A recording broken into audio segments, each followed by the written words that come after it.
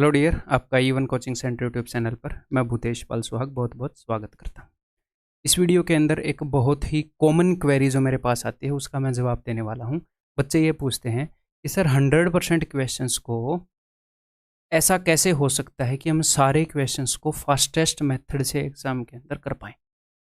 ठीक है, जो उनका बेस्ट मेथड है या फिर जो मेथड है मिनिमम टाइम में जिस मेथड से हम उस क्वेश्चन को सोल्व कर सकते हैं उस मेथड से हम कर पाएँ, हमें वो मेथड स्ट्राइक हो जाए, ऐसा कैसे हो सकता है। या फिर जो नए क्वेश्चंस हैं उसके अंदर भी हम ना फंसे, ऐसा कैसे हो सकता है।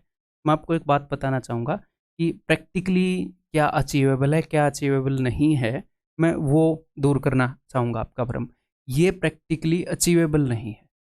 क्यों नहीं है? हम एग्जाम्पल लेते हैं कि पहले जब CGL का मेंस था, उस मेंस के अंदर जो 100 क्वेश्चंस आते थे मैथ्स के, ठीक है, तो अगर मैं किसी भी क्वेश्चंस को उसके फास्टेस्ट वे से करूँगा तो जो एवरेज टाइम है ना वो लगभग 30 सेकंड के करीब आएगा। अगर मैं क्वेश्चन को पढ़ूँ और पढ़ते ही मुझे उस क्वेश्चन का फास्टेस्ट वे स्ट्राइक हो जाएगा तो कई क्वेश्चन 10 सेकंड में भी हो जाएंगे, कई क्वेश्चंस का फास्टेस्ट वे ही 1 मिनट का होता है वो क्योंकि क्वेश्चन ही लेंथी है, तो कई क्वेश्चन ज़्यादा टाइम में भी होंगे, लेकिन एवरेज टाइम 30 सेकंड के अप्रोक्स आ जाएगा अगर डायरेक्टली मुझे फास्टेस्ट टाइम स्ट्राइक हो गया तो एक क्वेश्चन को मैं आधी मिनट में कर रहा हूँ तो 100 क्वेश्चंस को मैं कितनी देर में कर दूंगा? मैं 50 मिनट के अंदर कर दूंगा या फिर मैं 60 मिनट के अंदर कर दूंगा। लेकिन टाइम हमें कितना मिलता था? टाइम हमें मिलता है 2 घंटे का। पहले जो मेंस का क्वेश्चन होता था, मेंस का जो पेपर होता था CGL का, तो क्या आपको ऐसा कोई बंदा मिलेगा जो 60 मिनट में उस पेपर को कर रहा होगा? नहीं मिलेगा। और मिलेगा भी तो उसको 7-8 साल मैथ्स की ही तैयारी करनी पड़ेगी, तब शायद वो ऐसा कर पाए। ऐसा कोई पंचवर्षीय योजना का प्लान लेकर तो आप नहीं चल रहे होंगे कि 8-9 साल मैथ्स को ही देकर 1 घंटे में मतलब कि ये अचीव करना है। तो प्रैक्टिकली क्या अचीवेबल है मैं आपको बताता हूँ। देखो भाई, ये भ्रम है, ये जाल है और ये बता दिया जाता है बच्चों को कि ऐसे करोगे तो ये होगा, ऐसे करोगे तो ये होगा। देखो, सबसे पहला स्टेप होता है कि हम एक बार सिलेबस कर लें। सिलेबस हो गया और उस सिलेबस को हम at least exactly same content को हम 3 बार करें। अब चाहे मेरे से पढ़ो, किसी और टीचर से पढ़ो, कहीं से भी पढ़ो, जैसे गन्ने को मशीन के अंदर डालते हैं उसका जूस निकालते हैं, ऐसे ही सिलेबस को मानो। एक बार जब आप एक सिलेबस में से गुजरते हो तो आप एक बार में 100% नहीं सीख सकते, चाहे मैथ्स हो, इंग्लिश हो, रीजनिंग हो, कुछ और हो। ठीक है, रिपीटिशन ही आपको बेहतर करती है चीज़ों के ऊपर।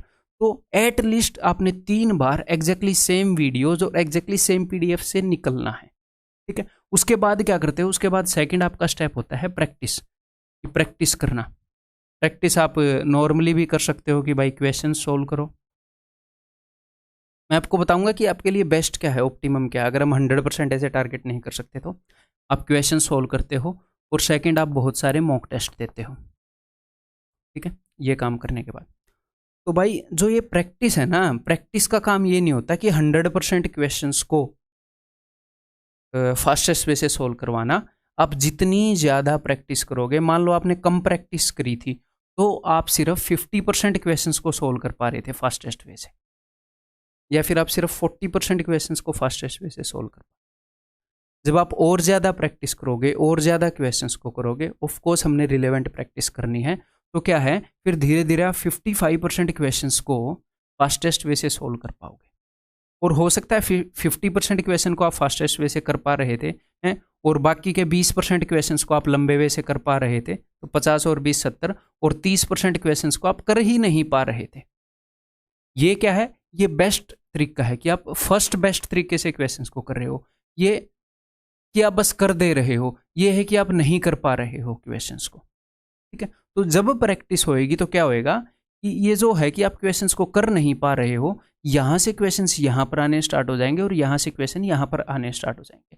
अगर आप ये भी अचीव कर लेते हो कि 70% क्वेश्चंस को उनके बेस्ट वे से कर देते हो और 20% क्वेश्चंस को कर देते हो, तो that is more than enough. अगर आप 10% क्वेश्चंस को नहीं भी कर पाते हो एग्जाम के अंदर, मैं ये नहीं बोल रहा कि आपको SSC के पेपर के अंदर 5 घंटे कर दिए फिर भी आप क्वेश्चंस को नहीं कर पा रहे हो, आपको वो कंसेप्ट नहीं आता है। ऑफकोर्स हमने सिलेबस छोड़ना नहीं है, 100% कवर करके चलना है।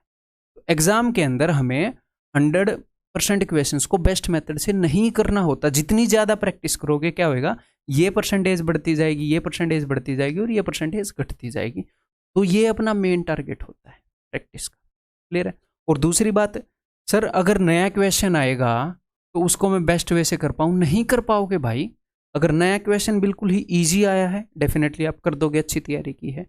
लेकिन अगर कोई नया क्वेश्चन थोड़ा सा घुमा कर दे दिया है, थोड़ा सा टिपिकल दे दिया है, तो आप एग्ज़ाम के अंदर स्ट्रेस में हो तो कभी कभी लोग डरा देते हैं कि ये बेस्ट तरीका है। देखो डायरेक्टली मेरे को ये स्ट्राइक हो गया, मैंने ऐसे कर दिया, नहीं।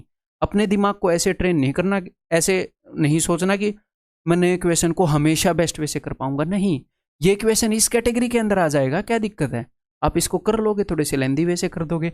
या फिर कुछ क्वेश्चन यहाँ पर इस कैटेगरी के अंदर आ जाएंगे, कुछ क्वेश्चन ऐसे भी होंगे जो शायद आप छोड़ दो एग्जाम के अंदर ना करो, फिर भी सिलेक्शन हो जाए।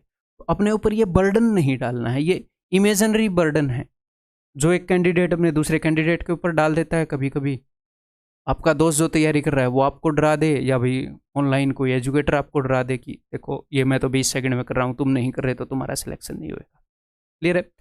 और एक और यहाँ पर मैं डाउट क्लियर करना चाहूँगा, कभी कभी ये होता है कि जब आप सिलेबस कर लेते हो कि 100% क्वेश्चन यहीं से आए, 100% क्वेश्चन यहीं से आए, कि मुझे नया क्वेश्चन देखने को ही ना मिले एग्जाम में, ऐसा भी कभी अचीव नहीं होएगा। क्योंकि कंसेप्ट सेम रहेंगे, नया क्वेश्चन बनाने में टाइम कितना ही लगता है, मैं 10-15 मिनट लूँ, 15-20 मिनट लूँ, देखूँ कि इस कंसेप्ट के ऊपर नया क्वेश्चन बनाना है, जिस तरीके से एग्जामिनर उस कंसेप्ट के ऊपर क्वेश्चन बना रहा है मैं उसे दूसरे तरीके से देखकर उसको बना दूँ, जो वो पूछ रहा है वो मैं दे दूँ, जो वो दे रहा है वो मैं पूछ लूँ, कुछ भी करके नए क्वेश्चन बनाए जा सकते हैं सेम कंसेप्ट पर। तो ये नहीं होगा, अपने दिमाग को इस तरीके से ट्रेन मत करो कि मैं इतनी प्रैक्टिस कर लूँगा कि एक भी क्वेश्चन नया नहीं मिलेगा। नहीं, आप जब प्रैक्टिस करोगे एग्जैक्टली सेम रूल लागू होता है कि मैक्सिमम क्वेश्चन मेरे देखे हुए मिलेंगे, 100% क्वेश्चन देखे हुए मिलेंगे। या तो ये तभी होएगा जब बिल्कुल ही उसने दिमाग नहीं लगाया एग्जामिनर ने क्वेश्चन पेपर बनाने में, तो हो ही सकता है। तो हमने अपने माइंड सेट को कैसे ट्रेन करना है कि जितनी ज़्यादा मैं प्रैक्टिस करूंगा उतने ही मैक्सिमम क्वेश्चन मेरे देखे हुए मिलेंगे। और एक्सपेक्ट करो कि कुछ क्वेश्चन ऐसे भी होंगे कि जो नहीं देखे हैं, हो सकता है फर्स्ट टाइम उस टाइप का क्वेश्चन देख रहे हो, तो बिकॉज आपने बेसिक को अच्छे से किया है, कंसेप्ट को अच्छे से किया है, तो आप उस क्वेश्चन को बेस्ट वे से ना सही, थोड़े से लेंदी वे से बट कर पाओगे। इसीलिए तो हम प्रैक्टिस कर रहे हैं कि जो क्वेश्चन हमारे देखे हुए हों उनको हम जल्दी से जल्दी कर पाएं, जो देखे हुए क्वेश्चन है उनको जल्दी से जल्दी कर पाएं, ताकि जो क्वेश्चन ना देखे हुए हैं या थोड़े से लेंदी हैं उनके लिए टाइम निकल पाए और उनको कर पाएं, बस उतना एनफ है। तो ये मैं प्रैक्टिकल गाइडेंस दे रहा हूँ कि ये अचीवेबल है, फर्स्ट अटैम्प्ट में भी अचीवेबल है, सेकंड अटैम्प्ट में भी अचीवेबल है, और हमें यही टारगेट रखना चाहिए। नहीं तो दिमाग के ऊपर इतना प्रेशर हो जाएगा, नशे पड़ जाएंगे दिमाग की। ठीक है, रिलैक्स रहकर इंजॉय करके तैयारी करना सीखो, और ऐसे स्वीट टारगेट बनाओ जो अचीवेबल हैं, जिनसे रैंक भी आएगी, ऐसे ही टारगेट रखने से। क्लियर है जी। तो इस वीडियो के अंदर इतना ही, उम्मीद है कि आप रियल में जो मैं समझाना चाह रहा था वो बात आप तक गई होगी। ठीक है, अगर आपको कोई डाउट है तो वीडियो के नीचे आप कमेंट कर सकते हैं, मैं वहाँ पर क्लैरिफाई कर दूंगा। किसी को कोई डाउट रह गया यहाँ पर चीज़ें समझने में, या फिर आप अपने फेलो एस्पिरेंट, आप भी एक बार कमेंट सेक्शन के अंदर जाकर देख लो, किसी को कोई चीज़ समझ में ना आई हो, आपको आ गई तो आप उसको जवाब दे सकते हैं। ठीक है, ऐसे ही और वीडियो के अंदर मिलते हैं। और अगर कुछ नए स्टूडेंट है जिन्होंने चैनल को सब्सक्राइब नहीं किया है एंड आप सीरियस एस्पिरेंट हो एसएससी के, तो डेफिनेटली सब्सक्राइब करो, बहुत ज़बरदस्त चीज़ें आगे। Bye bye.